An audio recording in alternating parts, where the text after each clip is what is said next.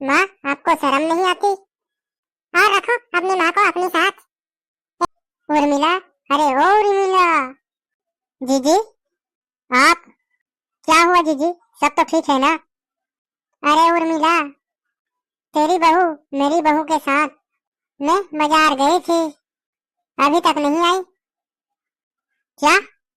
लेकिन जीजी, मेरी बहू तो घर पर ही है, ऐसा कैसे हो सकता है? दोनों लोग साथ में तो ही गई थी। हाँ काकी जी, आप सही बोल रही हैं, हम लोग साथ में गए थे। पर वह क्या है ना कि भैया जी रास्ते में मिल गए थे, बच्चे को ट्यूशन से ला रहे थे। भैया जी और भाभी जी बच्चों को लेकर आज होटल में खाना खाने गए हैं। क्या? अरे तो पहले घर ही आ जाती। अब काकी जी, अब क्या जानूं, मुझे तो जितना पता था मैंने बता दिया। आते समय भैया जी दिख गए रास्ते में, तो फिर भाभी को लेकर चले गए। भैया जी के पास तो कार भी है, सामान उसी में रख लिया। अच्छा ठीक है बहू रानी, आइए जीजी, बैठिए ना, बहुत दिनों बाद तो आपका आना हुआ है। अब क्या ही बताऊं उर्मिला, मेरी तो किसी की परवाह ही नहीं है। होटल में खाना खाने गए हैं, जाना था तो चले ही जाना था, कम से कम मेरा तो बंदोबस्त कर जाते। जाते समय रसोई में ताला लगाकर चाबी भी साथ ले गई है, जैसे पता नहीं कि रसोई में मैं क्या चुरा कर खा लेती। काकी जी, आपको कोई टेंशन लेने की जरूरत नहीं है, आप आराम से बैठिए। आप मम्मी जी के साथ बैठिए, मैं अभी गर्मा गर्म खाना बना कर लाती हूँ। अरे नहीं नहीं बहू, तुम परेशान मत हो, अगर मेरी बहू को पता चल जाएगा तो मुझ पर ही चिल्लाएगी कि पड़ोसियों को बताती फिरती हो और दूसरों के घर खाना खाती फिरती हो। ओहो काकी जी, यहाँ कौन बैठा है बताने वाला? हाँ जीजी, बहू तो सही कह रही है, बैठिए ना। उर्मिला, सच बताओ कि मेरी जरूरत किसी को नहीं है, क्योंकि मैं बुजुर्ग हो चुकी हूँ ना, इसलिए। जीजी, आप ऐसा क्यों सोच रही है? मेरा जो कुछ भी था मेरे बेटे के नाम कर दिया है, अब तो मैं पूरी तरह अपने बेटे और बहू पर आश्रित हूँ।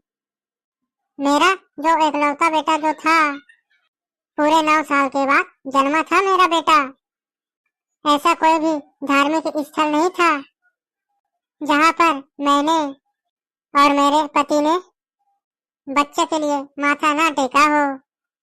हम खुद अभाव में रह लेते थे, लेकिन हमने अपने बेटे की ख्वाहिश पूरी की, दिन रात मेहनत करके बच्चे को पढ़ाया लिखाया और काबिल बनाया, और उसके साथ पढ़ी लिखी लड़की से विवाह करवाया। जिम्मेदारी निभाते निभाते ही राकेश के पिता की मृत्यु हो गई। ले देकर एक घर ही था, वो भी मैंने जीत करके अपने बेटे की नाम करवा दिया। लेकिन अब कुछ समय से बहू का व्यवहार मेरे प्रति जलने लगा है, वो मेरा जरा सा भी ख्याल नहीं रखती है, ढंग से खाना खाने को भी नहीं देती है, और कहीं जाती है तो रसोई में ताला लगा कर जाती है, और मेरा बेटा जानबूझकर भी चुप रहता है। और कुछ कहो तो माँ, तूने तो अपनी जिंदगी जी ली है, कम से कम हमें तो जीने दो, जो रूखी सूखी सी मिल रही है उसी में अपनी जिंदगी बिता रही हूँ। इसीलिए तो कहते हैं जीजी, बुढ़ापा बहुत खराब होता है। उर्मिला, मैं एक बात कहूँ? हाँ जीजी, बोलिए ना। तेरे घर में 1-2 रोटी रखी हो तो वो ही दे दे। बहुरानी से कहो कि मेरे लिए गरम खाना बनाने की जरूरत नहीं है, मैं चाय के साथ ही खा लूंगी। ऐसा कैसे जीजी, जब सबके लिए गर्मा गर्म खाना बन रहा है तो बहू आपके लिए भी बनाएगी। नहीं नहीं, मैं तेरी बहू को परेशान करना नहीं चाहती। तेरी बहू मेरे बारे में क्या सोचेगी? खुद की बहू घर पर है और दूसरों के घर खाना खा रही हूँ, काकी जी ऐसा कैसे सोच लिया आपने? बहू रानी तुम? जी काकी जी, हर इंसान एक जैसा नहीं होता। ये लीजिए आप लोगों के लिए गर्मा गर्म चाय। बैठकर बातें कीजिए, तब तक खाना तैयार हो रहा है। हाँ जीजी, आपको टेंशन लेने की कोई जरूरत नहीं है। हमेशा खुश रहो बहू रानी। भगवान तुम जैसी बहू हर घर में दे। काकी जी आपकी बहू को आने में बहुत समय लग जाएगा। घर में आप अकेले बोर हो जाएंगी। तो क्यों ना खाने के बाद हम लोग गाने बजाने की प्रोग्राम कर लें। अरे हाँ बहू रानी, सुझाव तो तुम्हारा बहुत अच्छा है।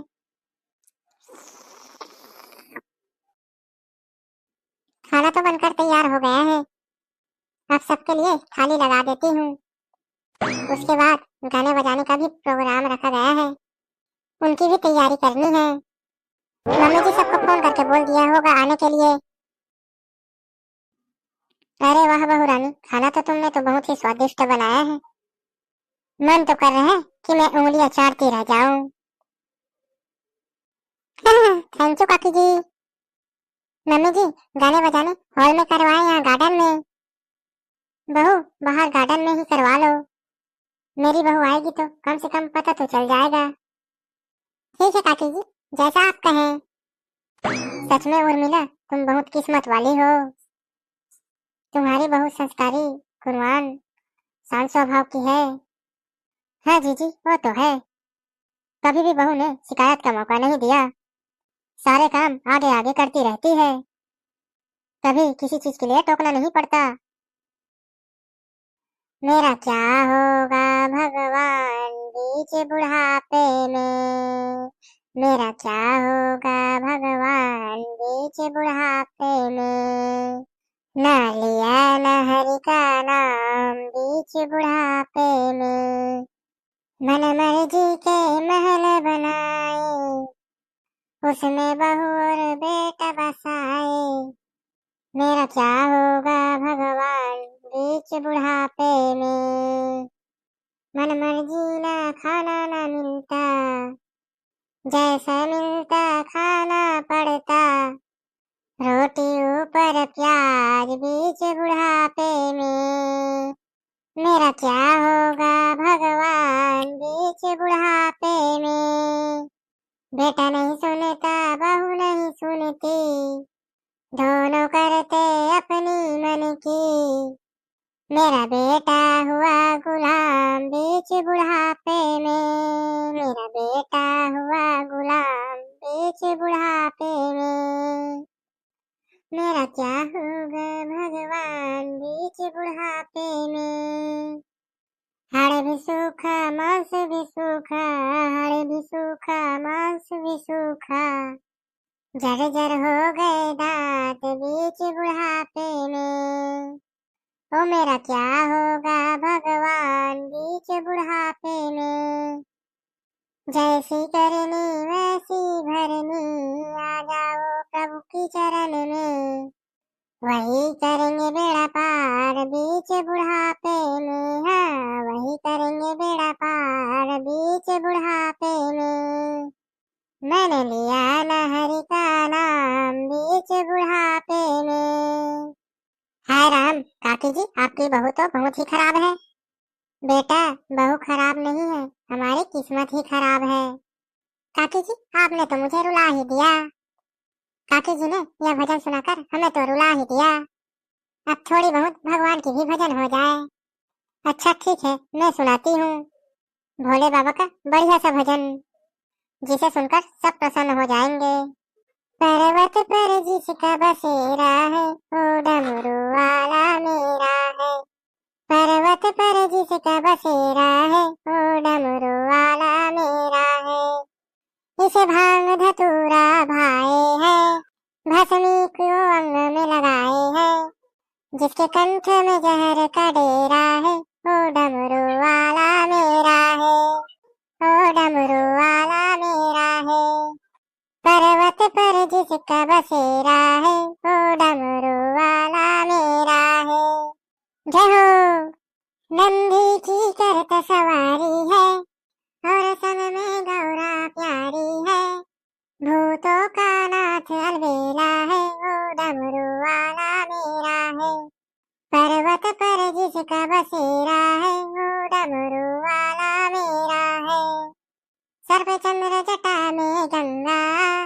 भोला मस्त भंग पीके होके मलंगा, पर्वत पर जिसका बसेरा है ओ डमरू वाला मेरा है। पर्वत पर जिसका बसेरा है ओ डमरू वाला मेरा है। डम डम डमरू जिसका बाजे, सब भक्तों को तुझसे सवेरा है ओ डमरू वाला मेरा है। पर्वत पर जिसका बसेरा है ओ डमरू वाला मेरा है। पर्वत पर जिसका बसेरा है ओ डमरू वाला मेरा है। जय हो। बहुत सुंदर बिटिया। लो सुन लो अब अपनी माँ की हरकतें। जग में हमारी जग हंसाई करती फिर रही है। लोगों को तो ये लगता होगा कि हम खाने के लिए कुछ नहीं देते हैं। हमारे साथ ही रहकर हमारी जग हंसाई करती फिर रही है। नहीं बेटा, मैंने किसी से कुछ नहीं कहा।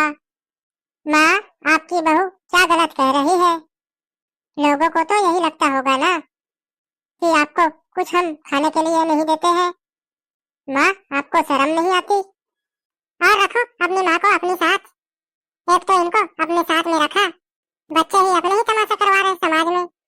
इसे वृद्धाश्रम में पड़ी होती तब समझ में आती। क्यों माँ, छोड़ आए तुझे वृद्धाश्रम। जानती हो दोनों टाइम रूखी रोटी देते हैं, वो भी एक टाइम पतली दाल के साथ और दूसरे टाइम सूखी सब्जी के साथ। बेटा, वहाँ रोटी तो टाइम से देते हैं ना। क्या कहा आपने? हाँ, वहाँ 2 वक्त की रोटी और चैन सुकून से मिलेगी तो मुझे वहाँ मुझे तुम लोगों की तरह ताने मारने वाला तो कोई नहीं होगा ना। चल बेटा, तू ही मुझे छोड़ आ। बस तू मुझे बता देना कि कब जाना है। मैं तो खुशी खुशी अपना सामान पैक कर लूंगी। दोस्तों, यह आज का वीडियो अच्छा लगा हो तो वीडियो को लाइक और चैनल को सब्सक्राइब जरूर कर लें और चैनल को सब्सक्राइब करना ना भूलें। तो चलिए फिर जल्दी मिलेंगे आपसे एक नए वीडियो के साथ। तब तक के लिए खुश रहिए, अपना ख्याल रखे रहिए और दूसरों को प्यार बांटिए। Bye bye.